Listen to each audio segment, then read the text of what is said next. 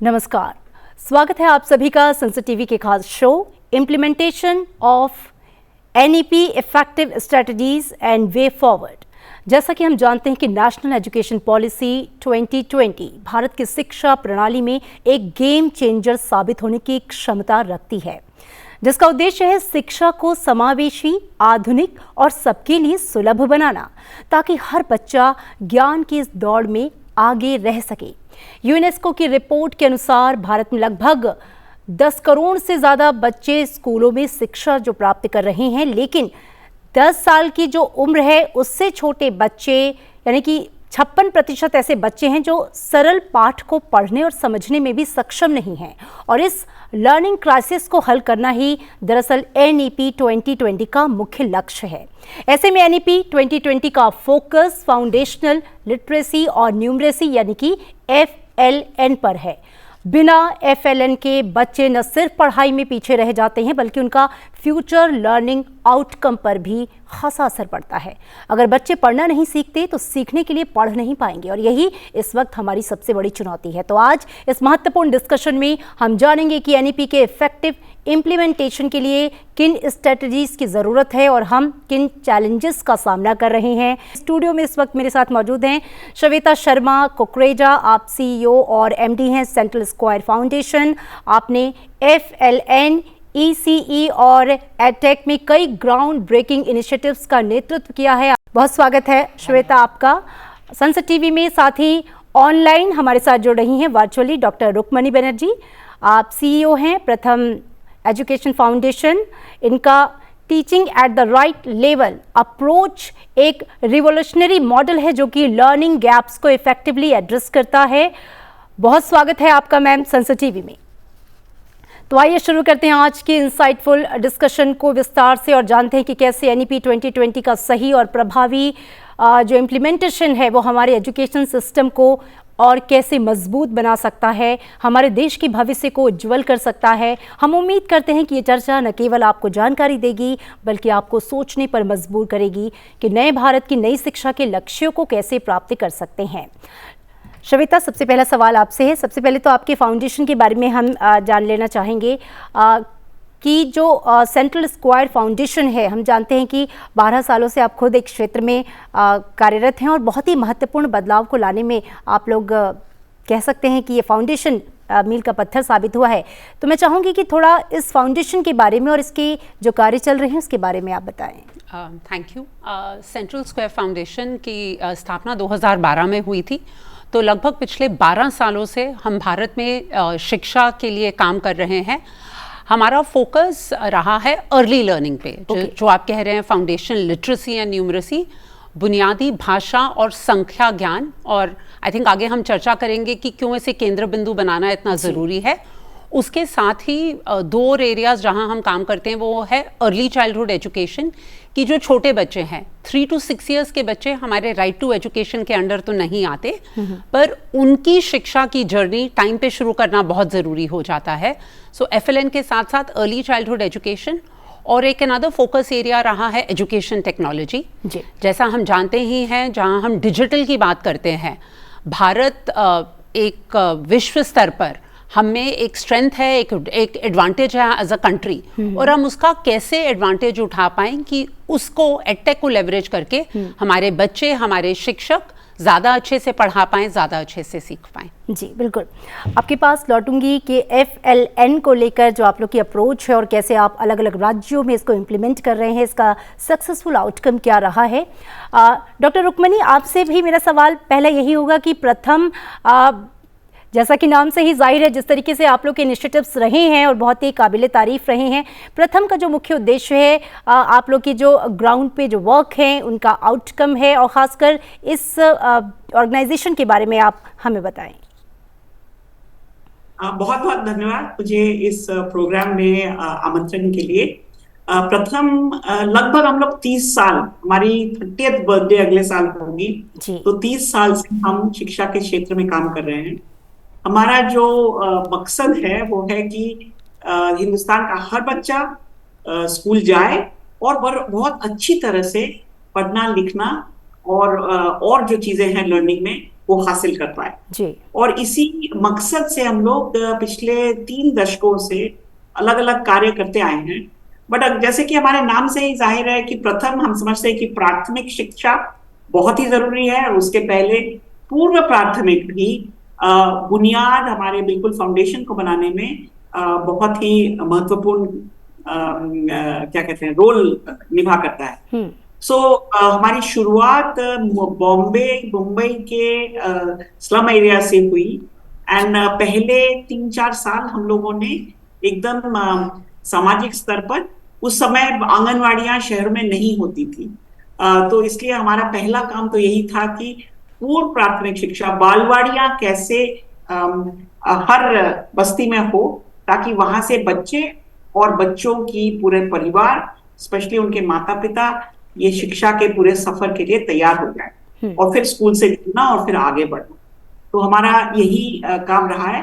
हम एक skilling programme भी करते हैं, बट आई थिंक आज के चर्चा के लिए हमारे पूर्व प्राथमिक और प्राथमिक शिक्षा के बारे में ही मुझे लगता है कि हम लोग ज्यादा फोकस करेंगे। बिल्कुल, आपके पास लौटेंगे। श्वेता, सबसे पहला सवाल है आपसे। एनईपी में कहा गया है कि जो पूरी पॉलिसी जो है एनईपी 2020 की, उसकी सफलता जो है वो FLN यानी कि फाउंडेशनल लिटरेसी एंड न्यूमरेसी की स्किल हासिल करने पर निर्भर करती है। ऐसे में हम समझना चाहेंगे जो इंडियन एजुकेशन सिस्टम है और हमारे एजुकेशन का जो फ्यूचर है उसके लिए FLN इतना इम्पोर्टेंस क्यों रखता है? मैं कोशिश करूंगी इसको सरलता से एक्सप्लेन करने की, क्योंकि बहुत इस पे अध्ययन हुआ है, बहुत रिसर्च है जो बताती है कि FLN इतना इम्पोर्टेंट क्यों है। पर अगर हम ये सोचें कि कोई भी अभिभावक बच्चों को स्कूल क्यों भेज रहा है, क्योंकि हम सब एज पेरेंट्स चाहते हैं हमारे बच्चे एक अच्छा जीवन जी सकें, वो आगे जाके सक्सेसफुल हों, अच्छा काम कर सकें, अच्छा कमा सकें। पर वो कुछ भी हासिल करने के लिए जो प्रारंभिक स्टेप है, जो प्रथम स्टेप है, जो बुनियादी रूप पे जब तक बच्चे पढ़ना नहीं सीखते, एक बेसिक संख्या ज्ञान नहीं सीखते, वो आगे की पढ़ाई पूरी नहीं कर सकते। FLN foundation literacy and numeracy क्या कहती है? हर बच्चे को अपनी भाषा में समझकर पढ़ना आना चाहिए, ठीक है। और दूसरा बेसिक संख्या ज्ञान। हम कोई कॉम्प्लिकेटेड मैथ की बात नहीं कर रहे, plus minus multiply divide, basic संख्या से जुड़े हुए जो ऑपरेशंस होते हैं, भाषा को पढ़कर समझ पाना। और अगर हम देखें तो ये एक्चुअली एजुकेशनल आउटकम्स नहीं है, ये लाइफ स्किल्स हैं। आज की दुनिया में जहाँ इतना काम फ़ोन पे हो रहा है, हम एक डिजिटल इकोनॉमी बनते जा रहे हैं, मुझे लगता है पढ़ाई के साथ साथ अपने रोज़मर्रा की ज़िंदगी में भी लिखना, पढ़ना, समझ के पढ़ पाना, बेसिक गणित कर पाना आर लाइफ स्किल्स। एंड इसलिए ये नीति भी बार बार कहती है कि जब तक FLN सॉल्व नहीं होगा, आगे चाहे वो मध्यम स्तर पे है या टर्शरी लेवल पे एजुकेशन है, हम जब तक अपने बच्चों की बुनियाद को स्ट्रॉन्ग नहीं करेंगे तो वो आगे अपनी एजुकेशन जर्नी नहीं कंटिन्यू कर पाएंगे। और इसलिए इसको इस पॉलिसी का केंद्र बिंदु बनाया गया है। बिल्कुल, यानी कि बुनियाद है, शुरुआत है कि वहाँ पर काम करना सबसे ज़्यादा ज़रूरी है। बिल्कुल। डॉक्टर रुक्मिणी, आप 1996 से एजुकेशन सेक्टर में हैं। आपके अनुभव के आधार पर NEP में कौन से ऐसे की रिफॉर्म्स किए गए हैं जो ये सुनिश्चित करेंगे कि सभी बच्चे स्कूल्स में इफेक्टिव लर्निंग आउटकम्स को हासिल कर सकें? ये बड़ी मजेदार बात है कि इत्तेफाक से मैं आज आंध्र प्रदेश के गुंटूर जिले में हूँ और मैं जहाँ बैठी हूँ वो एक स्कूल है, बट ये एक खास किस्म का स्कूल है। इसको यहाँ पे ये लोग मॉडल फाउंडेशन स्कूल के नाम से जानते हैं जी। और इसकी खासियत ये है कि यहाँ पे आंगनवाड़ी पहली कक्षा और दूसरी कक्षा सभी एक बिल्डिंग में, और इन वे ये बिल्कुल हमारी नई शिक्षा नीति का जो एक बड़ा हिस्सा है, जो वो नीति में कहा गया है कि हम पूर्व प्राथमिक से पहली, दूसरी, तीसरी तक का जो एक सिलसिला है इसको इकट्ठे देखा जाए। तो शिक्षा नीति में मुझे लगता है कि जो महत्वपूर्ण बातें 2-3 हैं। बड़े बच्चों के लिए तो बहुत सारी और चीजें हैं, मैं सिर्फ हमारे जो आज का जो चर्चे का मुद्दा है उसके ऊपर मैं कहती हूँ। नंबर 1 है कि नीति ये सभी के लिए सामने रखती है कि पूर्व प्राथमिक शिक्षा और प्राथमिक शिक्षा के पहले 1-2 सालों को एक साथ एक कंटिन्यूम में देखने की जरूरत है कि बच्चों की पूर्व तैयारी जो स्कूल पहली कक्षा के पहले जो होता है वो भी उतना ही महत्वपूर्ण है जितना हम पहली दूसरी का हो। सेकंड, मुझे लगता है कि उसमें ये भी कहा गया है कि सिर्फ पढ़ना लिखना, अक्षर ज्ञान, नंबर ज्ञान, पढ़ना, ये तो ऑफ कोर्स जरूरी चीजें हैं, पर उसके साथ साथ एक ब्रेड्थ ऑफ स्किल्स, कि जब हम अपनी बिल्डिंग की बुनियाद बनाते हैं तो काफी गहराई तक उसका फाउंडेशन होता है, और उसके फाउंडेशन में बहुत सारी चीजें होती हैं। तो जो हमारे पूर्व प्राथमिक शिक्षा में हम समझते हैं कि कॉग्निटिव, सोशियो इमोशनल, गणित की पूर्व तैयारी, फिजिकल जो हमारे क्षमताएं होते हैं, ये सारे चीजों को लेकर आप समझिए कि एक हाईवे बन रहा है, और उस हाईवे काफी चौड़ा हाईवे बन रहा है, और इस चौड़े हाईवे पे हमारे बच्चे पूर्व प्राथमिक से जाकर दूसरी के एंड तक जब पहुंचेंगे, तो उनकी जो क्षमताएं होंगी, जैसे श्वेता ने कहा है, सिर्फ पढ़ने लिखने गणित की क्षमता नहीं, पूरे आगे के रास्ते को जूझने की जो क्षमता है वो बहुत मजबूत बनने की संभावना है। तो ये मुझे लगता है कि हमारे देश के लिए ये एक बहुत ही महत्वपूर्ण नीति बनाई गई है, और ये हम सबका एक फर्ज बनता है कि इस नीति से असलियत में बदला जाए। बिल्कुल, और मुझे लगता है श्वेता, इसमें सभी स्टेक होल्डर्स की इम्पॉर्टेंस भूमिका है, चाहे वो पेरेंट्स ही क्यों ना हो, स्कूल्स हो, गवर्नमेंट हो, सभी की अपनी अपनी भूमिका है, इसको अच्छे से ये इम्प्लीमेंट हो ग्राउंड लेवल पर। आपसे मेरा अगला सवाल है निपुण भारत मिशन को लेकर, जो हम जानते हैं कि बहुत ही अच्छी स्कीम है। ग्राउंड लेवल पर इसमें क्या मेजर जो हैं चेंजेस किए गए हैं इम्प्लीमेंट करने के लिए, और स्कूल में जो एजुकेशनल क्वालिटीज़ है उसको इम्प्रूव करने के लिए इसकी जो सफलता रही है वो किस तरह की रही है? खासकर मैं चाहूँगी कि आप कुछ राज्यों के एग्जाम्पल्स देके हमें समझाएं। ज़रूर। तो सबसे बड़ी बात ये हुई कि जब भारत में नई शिक्षा नीति आई, जो लगभग 3.5 दशकों के बाद आई, उसमें कहा गया कि प्रारंभिक शिक्षा बहुत ज़रूरी है, पर उसके बाद मिनिस्ट्री ऑफ एजुकेशन ने उस पॉलिसी को लागू करने के लिए निपुण भारत मिशन लॉन्च किया 2021 में। मैं ये भी सबको याद दिलाना चाहूँगी हमारे दर्शकों को कि हम जब NEP की बात करते हैं और निपुण भारत की, ये सब उस समय पे हो रहा था जब पूरे विश्व में कोविड चल रहा था।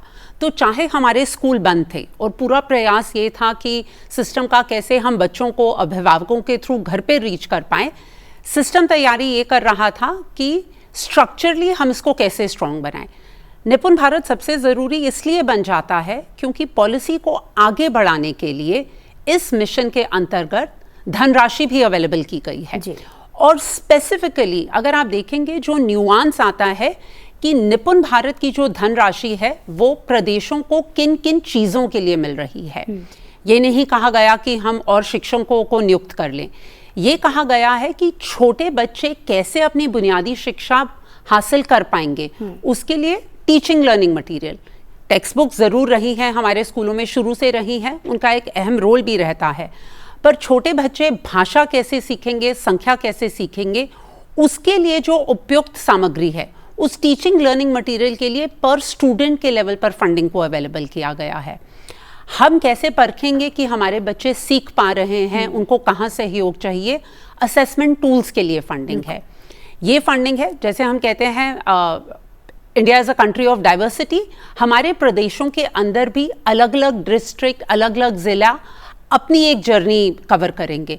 निपुण भारत के अंदर फंडिंग अवेलेबल है कि डिस्ट्रिक्ट लेवल पे स्टेट अपने FLN मिशंस को काम पर कैसे आगे बढ़ाएगा। एज सेंट्रल स्क्वायर फाउंडेशन हमने एक्चुअली FLN पे काम शुरू किया था। खास मैं अगर उत्तर प्रदेश और मध्य प्रदेश की बात करूं, इन दो प्रदेशों ने FLN में काम शुरू किया था 2019 में, शिक्षा नीति से पहले, निपुण भारत से पहले।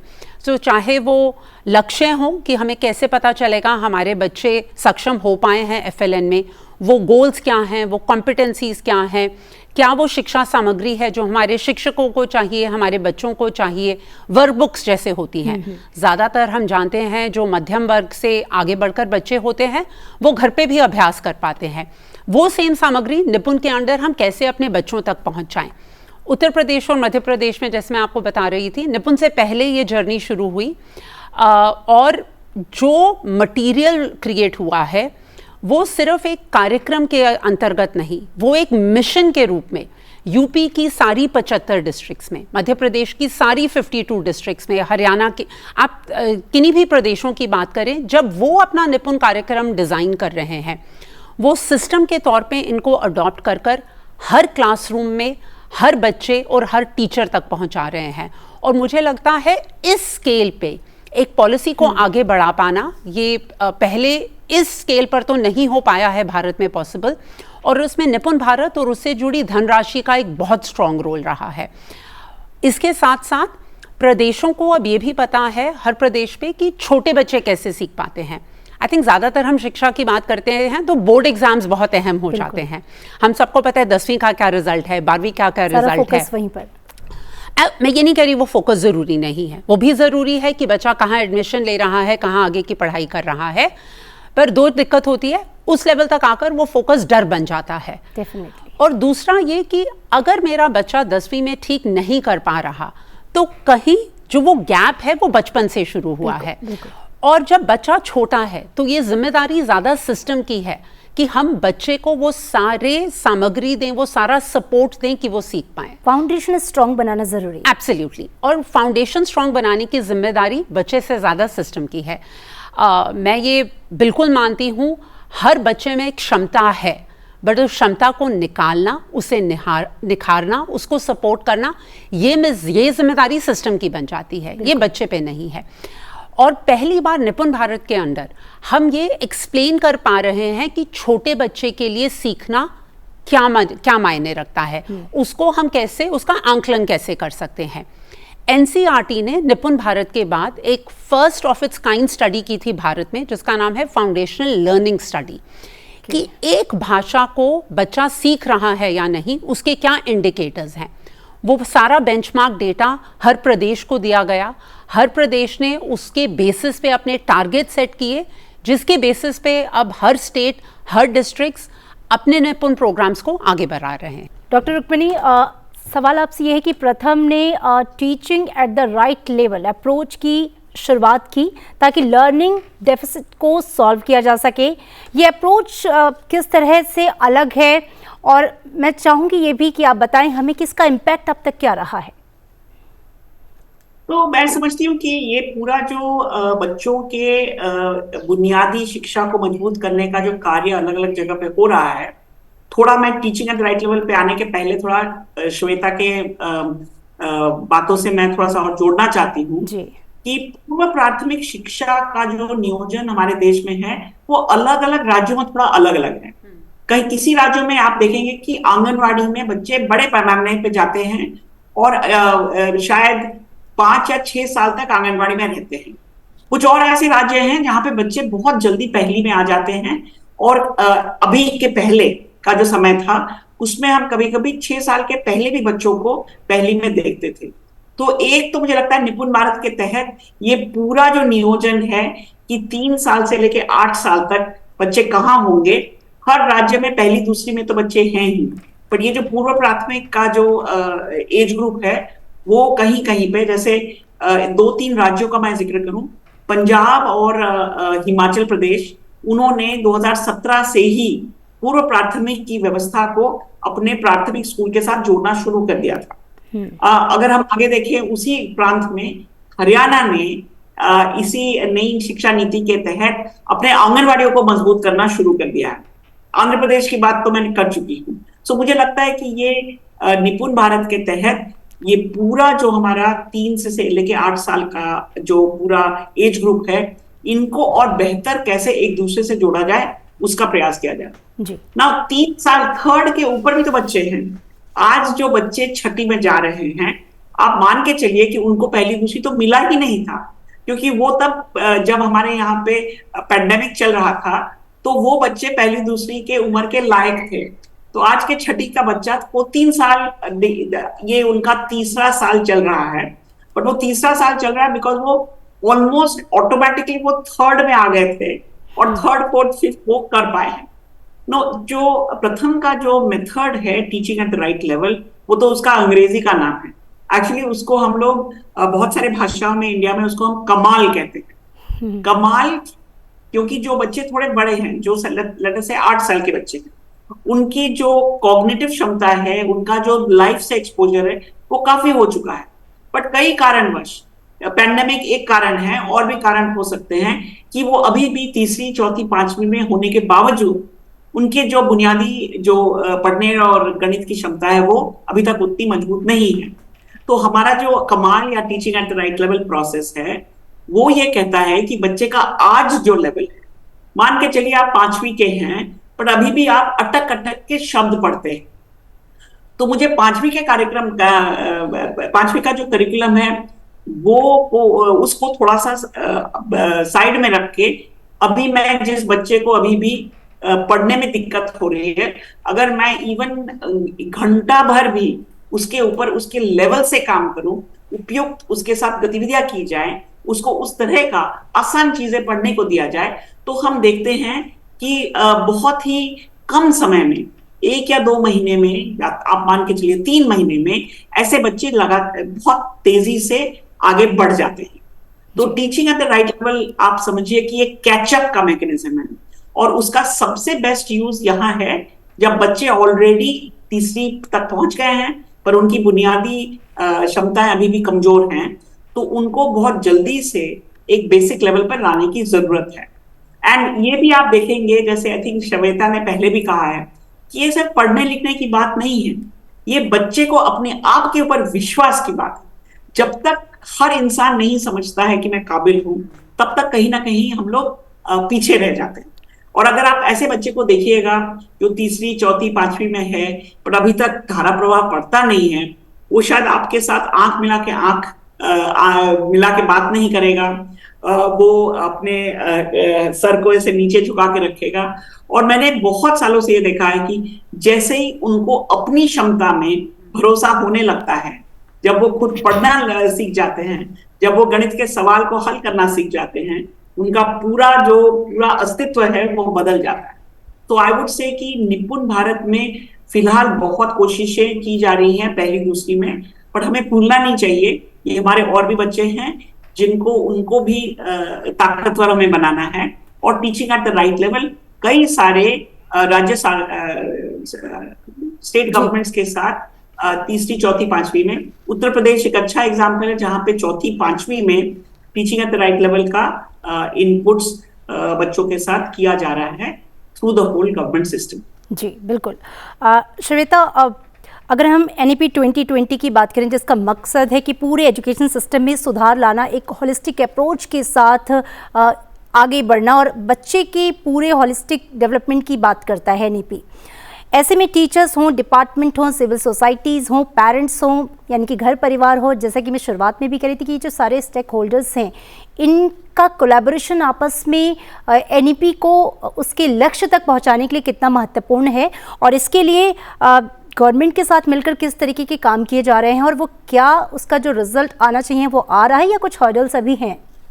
नहीं, आई थिंक आपने 1-2 बार जो ये सिस्टम को एकजुट होकर काम करने की बात की है, ये बहुत अहम है शिक्षा नीति के लिए, निपुण भारत के लिए, और स्पेशली जहाँ हम शिक्षा की बात करते हैं सबकी भूमिका बहुत अनिवार्य हो जाती है। As a mother, as a अभिभावक, मैं सुबह डिसाइड कर रही हूँ कि मेरा बच्चा आज स्कूल जाएगा या नहीं। सो एनरोलमेंट से लेके अटेंडेंस पेरेंट के हाथ में है। स्कूल का जो सिस्टम है, वहाँ जो हमारे टीचर्स हैं, जो हमारे हेड मास्टर हैं, जो और शिक्षा के फंक्शनरीज हैं उस स्कूल को सपोर्ट करते हैं, एक प्रदेश के लेवल पे, राष्ट्र के लेवल पे उनकी भूमिका इम्पॉर्टेंट हो जाती है। और हिस्टोरिकली ये रहा है, जैसा कि हम जानते ही हैं, सिविल सोसाइटीज़ और NGOs ज़्यादातर हेल्थ और एजुकेशन के क्षेत्र में काफ़ी एक्टिव रही हैं। पर एक मैं अगर आंकड़ा यहाँ शेयर करूँ हमारे सभी दर्शकों के साथ, पूरा सिविल सोसाइटी जितना पैसा स्पेंड करता है स्कूल शिक्षा पे, वो सिर्फ 3% है कंपेयर टू सरकार जो स्पेंड कर रही है। सो सिस्टम में सुधार, सिस्टम के साथ काम करके, सिस्टम का हिस्सा बनके, सिस्टम का सहयोग देकर ही हो सकता है। अगर एक NGO या सिविल सोसाइटी अपना कार्यक्रम अलग से चलाती है तो वो एक गांव में, एक ज़िले में, एक छोटे स्तर पे अच्छा काम हो सकता है, पर उसको सिस्टम का हिस्सा बनाकर हम एक लॉन्ग टर्म सोल्यूशन बना सकते हैं। एंड निपुण भारत के under as central square foundation हम 11 प्रदेशों में काम करते हैं। जिन राज्यों में हम नहीं भी काम कर रहे, हमें ये ज़रूर पता है कि जो शिक्षा नीति को आगे बढ़ाने के लिए निपुण भारत के लिए अलग अलग NGOs, अलग अलग सिविल सोसाइटी ऑर्गेनाइजेशंस राज्य सरकार के साथ वो कंपोनेंट्स डिज़ाइन कर रही है जो राज्य का मिशन अडॉप्ट करके हर स्कूल तक पहुंचा रहा है। हम हमेशा बात करते हैं विकसित भारत की आजकल, कि जिस स्टेज पे हम एज अ कंट्री हैं, भारत में जो क्षमता है आगे बढ़ने की, उसके लिए हमारे बच्चे और हमारा स्कूल सिस्टम एक बहुत अहम भूमिका निभाएंगे। और एक ये जो मुहिम छिड़ी है NEP के अंडर, निपुण भारत के अंडर, उसमें पूरे सिस्टम का एक साथ होकर आगे बढ़ना अनिवार्य बन जाता है। वरना वही है कि हम छोटे छोटे स्टेप्स ले पाएंगे, एक वो लंबी छलांग नहीं मार पाएंगे। लंबी छलांग के लिए सिस्टम की जो स्ट्रेंथ है वो एकजुट होकर आगे बढ़ने से और तभी NEP की जो सफलता है या जो उसका लक्ष्य है वो हम पा सकेंगे। एब्सोल्युटली, बिल्कुल। डॉक्टर बैनर्जी, आपसे मेरा सवाल ये है, क्योंकि हम अलग अलग स्टेक होल्डर्स की बात करें तो सबसे महत्वपूर्ण हिस्सा है वो है पेरेंट्स अपने बच्चों की लर्निंग जर्नी में इफेक्टिवली कैसे इंगेज हो सकते हैं। इसको लेकर मेरा आपसे सवाल है। तो ये बहुत ही, अब मुझे लगता है कि सभी लोग समझते हैं कि सारी चीजें स्कूल में होनी चाहिए, पर हमें पता है अपने परिवार के आधार पे और हमारे समुदाय के आधार पे कि बच्चे स्कूल में भी जाते हैं, घर में भी होते हैं और बाहर भी होते हैं। तो ये सारे ऐसी जगहें हैं जहां पे हमारे बच्चे पढ़ते हैं। एंड जैसे आप लोगों ने पहले भी कहा था कि इसमें सबकी भूमिका है। मैं दो तीन थोड़े से इंटरेस्टिंग चीजें आपके सामने रखना चाहूंगी। एक तो है कि अगर हम अपने बच्चों के पेरेंट्स का एक एजुकेशन लेवल की तरफ देखें, स्पेशली जो बच्चे अभी हमारे निपुण के एज ग्रुप के हैं, 3 या 4 साल के बच्चे, 3 to 8 के जो पेरेंट्स हैं, उनमें भी बहुत बदलाव आया है पिछले 10-12 साल में। प्रथम की तरफ से हम लोग एक बहुत बड़ा पूरे देशव्यापी एक सर्वे करते हैं जिसका नाम असर है, annual status of education report, और उसमें लगभग 6 से 7 लाख बच्चों तक हम लोग पहुंच पाते हैं। और हर एक बच्चे का हम लोग उनके पिता और उनके माता का शैक्षणिक स्तर लेते हैं। तो उससे मैं कुछ आपको आगे बताना चाहती हूँ कि 2010 के अगर मदर्स ऑफ बच्चे जिनका एज 3 to 8 है, उनका एक एवरेज लेवल देखते हैं तो ये दिखाई देता है कि लगभग 35% माताएं ऐसी थी 2010 में जो 5वीं के आगे तक पढ़ चुकी थी। ठीक है, दैट मीन्स कि इन 2010 2/3 ऑफ द मदर्स 5वीं या 5वीं से कम उनका शैक्षणिक स्तर था। अगर हम 2022 तक चले और वही आंकड़े फिर से देखें तो हम देखते हैं कि level of education of mothers काफी बढ़ गया। ऑलमोस्ट 60% मदर्स ऑफ चिल्ड्रन, जो छोटे बच्चे हैं, वो अब 5वीं से आगे तक पढ़ते हैं। और ये इसीलिए हुआ है कि हमारे देश में पूरा एलिमेंट्री एजुकेशन का एक बहुत बड़ा चेंज पिछले 10 क्यों, मुझे लगता है कि 20-30 साल से हो रहा है। तो आज के जो करंट जनरेशन है वो एक्चुअली उस पूरे जो बदलाव हुआ है उससे उनको बहुत फायदा मिला। So we have large number of educated young parents में अपने बच्चों के लिए एस्पिरेशन बहुत हाई है। वो चाहते हैं कि बच्चे बहुत दूर तक जाएं, और इसीलिए मुझे लगता है कि कोविड के दौरान जब स्कूल बंद थे तो हर तबके के माता पिता ने, परिवारों ने बच्चों की पढ़ाई में अपने अपने ढंग से उन्होंने अपनी भूमिका निभाई थी। तो आज की तारीख में अगर हम ये पूरा जो बैकग्राउंड में दे रही हूँ उसको देखा जाए तो ये अवश्य है कि at a personal level, at a family level, at a school level कि पेरेंट्स का सहभाग तो है ही, पर उसको और स्ट्रक्चर तरीके से बच्चों की पढ़ाई के साथ, बच्चों के लर्निंग के साथ, बच्चों के प्रगति के साथ कैसे जोड़ा जाए। बिल्कुल, क्योंकि शुरुआत और आधार तो यहीं से बनता है और उसी पर एक सफल इमारत खड़ी होती है। आपका लास्ट कमेंट मैम। मुझे लगता है बहुत ज़रूरी है कि ये चर्चा हो कि नई शिक्षा नीति और निपुण भारत एक शुरुआत है, ठीक है, पर इसको आगे बढ़ाने के लिए सबकी क्या भूमिका है और एकजुट होकर हम कैसे उस पीढ़ी का निर्माण करेंगे जो विकसित भारत को बनाएगी और आगे बढ़ाकर बिल्कुल, जिसका सपना हम सभी देख रहे हैं, देश देख रहा है। प्रधानमंत्री हमेशा कहते हैं कि 2047 विकसित भारत बनाना है और इसके लिए ये सारे स्टेक होल्डर्स जिनकी हम चर्चा कर रहे थे उनकी जिम्मेदारी जो उन्हें खुद समझनी है, ज़रूरी है, और NEP का लक्ष्य भी तभी हम प्राप्ति कर सकते हैं। इस विशेष अंक में आप आए हमारे साथ श्वेता और डॉक्टर बनर्जी, बहुत बहुत धन्यवाद आपका। फिलहाल इतना ही है। इस कार्यक्रम को आप संसद टीवी के YouTube चैनल पर भी देख सकते हैं। दीजिए इजाजत, नमस्कार।